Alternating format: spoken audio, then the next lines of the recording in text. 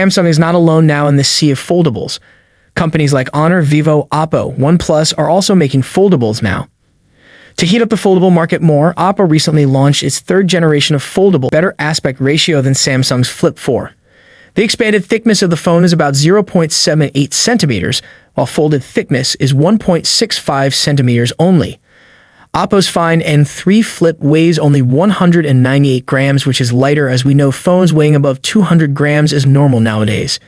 It comes with 12 gigabytes of LPDDR5X RAM and 256 gigabytes UFS 4.0 storage option. The inside screen is 6.8 inches, while the outer screen is 3.25 inches.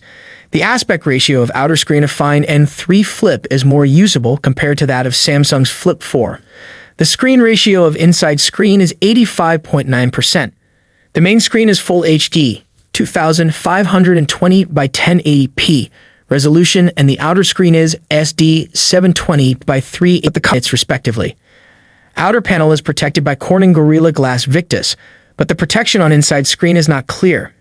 It has a triple rear camera setup with 50 megapixel main, 32 megapixel telephoto, and 48 megapixel ultra-wide angle camera. It has optical image stabilization and macro photography features, octa-core, and is based on 4nm process with GPU of Immortalis G715MC11.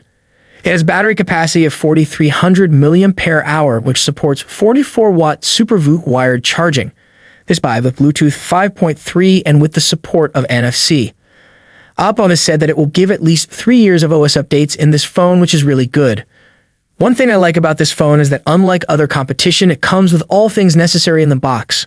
The things that comes included in the box are phone, USB data cable charger, SIM ejector tool, quick guide, safety guide, and a protective case.